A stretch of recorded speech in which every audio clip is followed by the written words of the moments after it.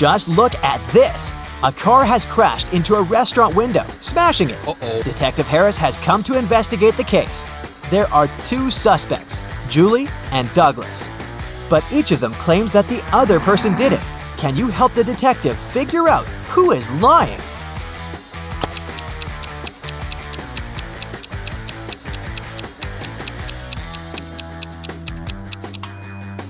It's Julie. The tire tracks on the ground belong to her car. Adam was driving home late at night when he noticed he was about to run out of gas. He stopped at a gas station to fill his tank and buy some snacks. Inside, there was a cashier and another customer dressed in black.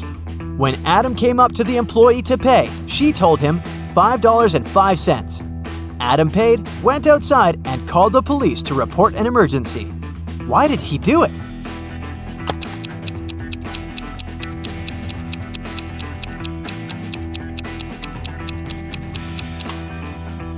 The cash register showed $18.35, but the cashier said $5.05, which looks like SOS. Detective Harris was walking along the street when he heard some noise. He decided to check out what had happened. It turned out that some man had grabbed an elderly lady's bag and run away. The detective ran in the direction the witnesses showed him. After he turned the corner, he saw 3 doors. He knocked on the first one. The apartment owner, Patrick, opened the door. The man told the detective he'd just returned from a long run. Another man, Jerry, opened the second door. He said he'd been playing basketball behind his house. The third apartment belonged to Raymond, a musician. He had just finished composing a new piece of music. After talking to all these people, Detective Harris understood who the criminal was. Have you figured it out?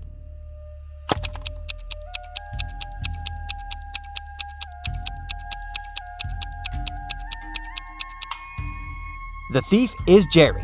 He claimed he'd been playing basketball, but he was holding a football while talking to the detective. Sarah and her sister Mary were doing some shopping.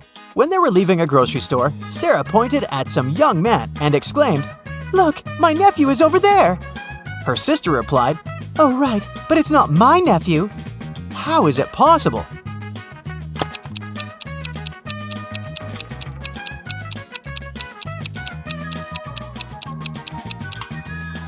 The young man is Mary's son.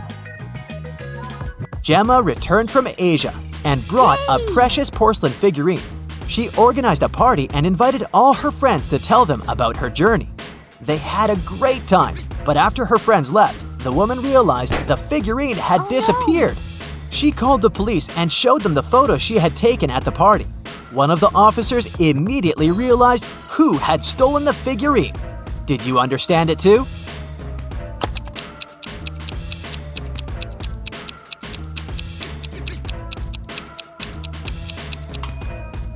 It was this girl.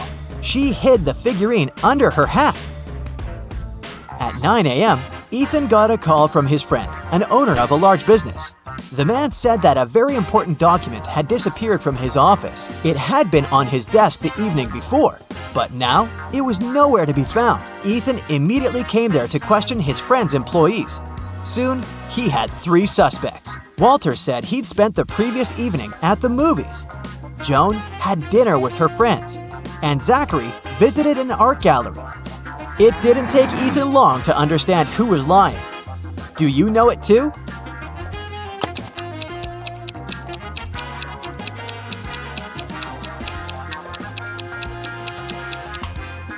It was Walter. His ticket isn't torn. It means he didn't enter the movie theater. Now, look at these hands and try to figure out which person is married.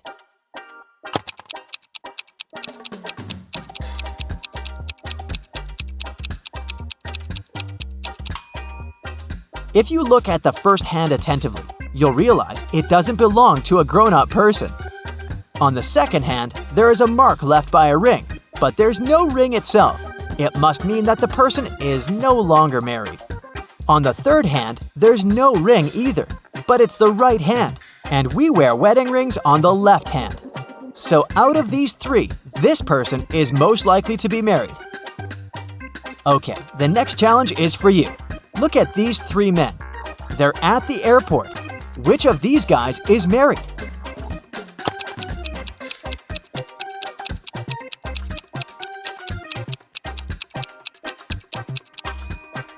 All of these men are holding their passports and tickets in their hands.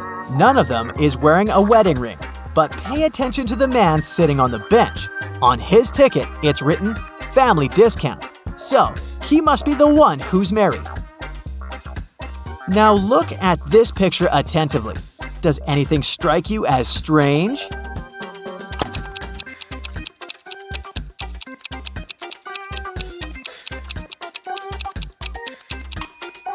It's winter, but butterflies are flying around the snowman. Now, try to figure out what's wrong with this image.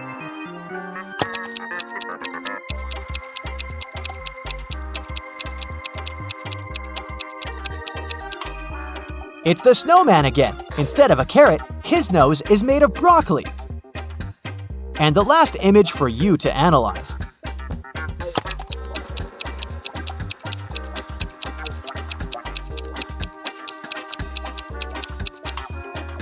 Why does the guy on the right need ski poles if he's going to snowboard? Marcus woke up in a dark basement with just one candle burning on the table. He saw 3 doors in one of the walls and 3 keys lying on the table. How many attempts will the guy need to figure out the key for each door?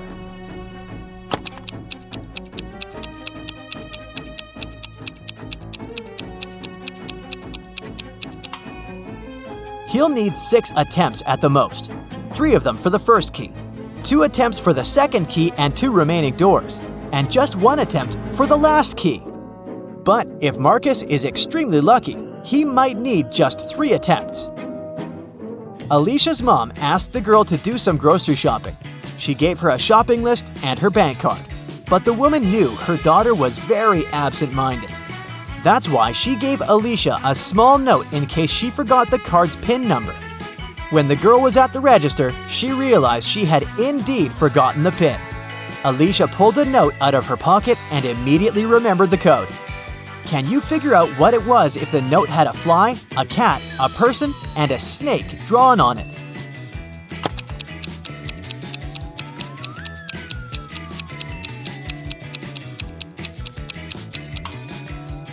The PIN was 6420. Alicia just had to count the number of legs of each creature. A fancy restaurant in Los Angeles was offering a promotional deal. A married couple could eat at the restaurant for half price on their anniversary. To prevent scams, the couple would need proof of their wedding date. On a Thursday evening, a couple entered the restaurant and claimed it was their anniversary, but they didn't have any proof. The restaurant manager was called to speak with the couple. When the manager asked to hear about their wedding day, the wife said, "Oh, it was a wonderful Sunday afternoon. Birds were chirping and flowers were in full bloom." After nearly 10 minutes of ranting, she told the manager that today was their 28th wedding anniversary. "How lovely," the manager said. "However, you do not qualify for the discount. Today is not your anniversary. You are a liar." How did the manager know it wasn't their anniversary?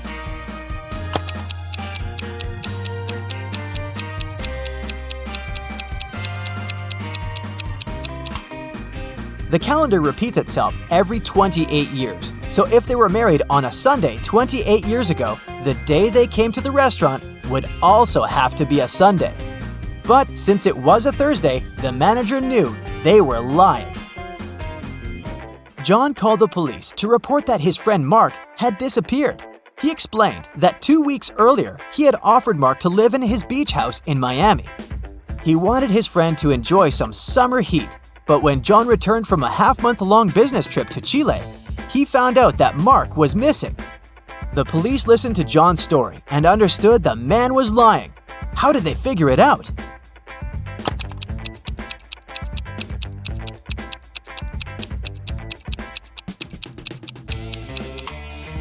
If it was summer in Miami, it was winter in Chile. And still, John came back suntanned. It means he hadn't been to Chile. Maya was in the gym doing the workout her personal trainer had prepared for her. It was tougher and longer than her usual ones. Exhausted, Maya returned to the changing room only to find her expensive bag gone. Oh no! She immediately called the police. They had 3 suspects. Maya's trainer said that he had been preparing a new program for his clients. Emma, another gym goer, said she had been running on a treadmill for 2 hours. The cleaner said he had been washing the swimming pool. Who took Maya's bag?